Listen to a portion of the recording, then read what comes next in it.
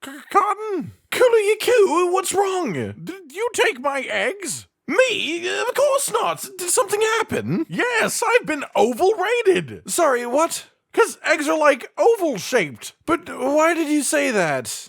No reason. Ladies, gentlemen, and monsters of all ages, welcome one and all to a place of danger. Today I might insult your favorite monster, and I need you to know that regardless of what you may think, every opinion that I state here today is a fact. I am not biased, I simply have personal thoughts that influence my decisions. Today I will be going over my personal list of the top 5 overrated monsters of all time. I will spare no feelings, and if a monster that you love is chosen, know that it was definitely a personal attack against you in particular. Alright, now that I have made you all my enemy, use this to fuel your passions and ambitions in life. And now the list. Number 5. I apparently can turn phallic cakes into woodland creatures. Khezu. Look, I know this doesn't apply to everyone, but I hear some people out there say that Khezu is cute? Excuse me?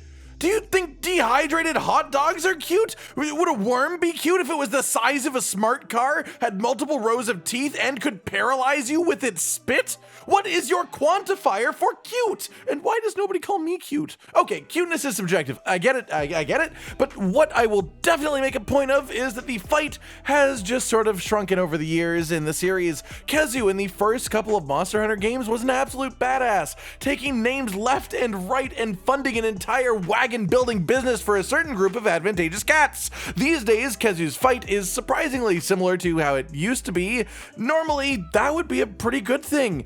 But, well, we as hunters have grown significantly, our movesets have increased in variety, our speed has increased in general, our general movement control is greater, and as a result, Khezu has sunken a little bit from a threatening creature to a bit of a lower tier rubbery sad friend who I feel very bad for slapping in the face. Sorry Khezu, you've been overrated. Number 4. Basic meaning simple or basic meaning basic? Basic meaning basic, Terry. Rathalos. Okay, look, I know, I get it, he is the monster, the flagship, not like of any individual game alone, so much as literally the flagship of the Monster Hunter series as a whole. He is even in the logo for the original game. Oh, wait, that's a Rathian. Unfortunately, this one absolutely comes from how late I was introduced to the series. I completely recognize within myself that I think Rathalos is boring, because I am comparing him to modern monsters, but he is just a classic fantasy fire dragon, and he is in every single game. We have monsters that haven't been in a game in ages that are way more unique, have way more interesting fights, but haven't been brought back in every game because they aren't Rathalos. That, to me, is itself a crime. I say let the Wraths take a generation off and bring back maybe the Snake Wyverns or something like that instead. I have no unique individual problem with Rathalos, other than I just don't find him very interesting. Oh, and in Monster Hunter 1, all he did was fly in circles forever, so there's that too. Number 3. I need more gunpowder. Teostra. Okay, so this is my opinions, right? Teostra is a very well executed version of a very typical archetype, an archetype that I think is a little bit too almost on the nose for Monster Hunter. Teostra is one snake-shaped tail short of being a classic chimera infused with explosives. The fight is pretty good overall, but nowhere close to top tier, at least in my eyes. The supernova is a cool moment, but it is too easily dealt with compared to the super moves of similarly powered monsters. All in all, my feelings about Teostra are decidedly average, yet to some people he is one of the greatest, quite literally the Emperor of Flame, and I'm sorry, but you are factually incorrect, if by factually I actually mean subjectively, in that I am saying Teostra is just a basic dragon bitch. Number 2. Now we're cooking. Cutting butter with a hot knife. Glavinus. Okay, this one is going to sound petty, and that's because it sort of is. This is my list, I'm airing my grievances, and it's all relative. My gripes with other monsters are larger than my gripes with Glavinus, but I also think that Glavinus is a monster that way more people are infatuated with than something like Rathalos or Teostra, at least on their top monster lists.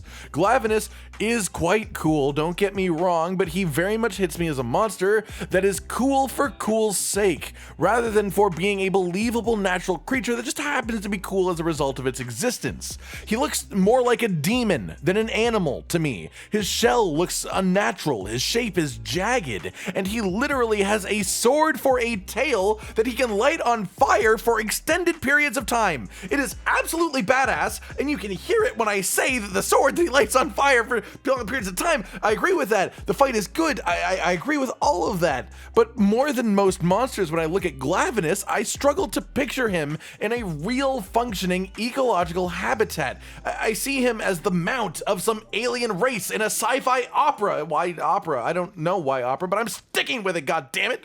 Number 1. And so, we shall go to war! Nargacuga. That's right, I said it. I don't get the obsession with this monster. I just don't, sorry. Like Glavinus, I far from think he is bad, but in the world of the monsters that we have in the series, the idea that this cat with wings that essentially just serve as long claws, an overgrown spiky tail like a Hanna-Barbera cartoon getting scared, and apparently his tail has feathers? Okay then, why not? Actually, now that I phrase it the way that I have, I sort of do get it. He's a big cat. Sure, he has a bit of rattlesnake in him and a little bit of predatory bird in his facial shape, but at the heart, he's just a big, fluffy, angry cat. And I think people's bias towards cats makes people put Nargacuga way, way higher up monster list than he maybe truly deserves to be when judging his design and fight, because he's a cat. But my thinking that is in fact also my bias. So really, who cares, right? Who am I kidding? I made a lot of you my enemies today. I see you all there hissing at me and scratching at your little balls of yarn in frustration. But don't worry, I do like Nargacuga. I just don't think he is anywhere close to the top 10 list, probably not even my top 20 list. And I know for quite a number of people, he is in their top 5. Sometimes it's hard to put my finger on it, but I guess the best way that I can say this is that Nargacuga just really doesn't do a whole lot for me in particular. He's cool, but not at all the first thing that I think of if I want to introduce someone to the monsters in the Monster Hunter series. Alright everyone, I've been Cotton Dinosaur, and this has been my personal list of the top 5 overrated monsters in all of Monster Hunter. I maybe went a bit overboard against some of them, but you know what? This is my show and I can say what I want, so take that, fictional pixel monsters! Which monsters do you think get more love than they deserve in this series? Conversely, what monsters do you think get far less love than they should? Like if you like the video, subscribe to the notification bell for more, and most importantly, ladies and gentlemen, until next time, stay sweet. Josh, Cotton, and Hollow with the videos, dropping the humor like a hammer on your tippy toes, bringing entertainment on a daily arrangement to take our insanity and turn it into entertainment. Yes, I said entertainment twice, to reiterate that it is nice to look into your faces on a mostly daily basis when you let us in your homes to make the whole world a stage. Goodbye.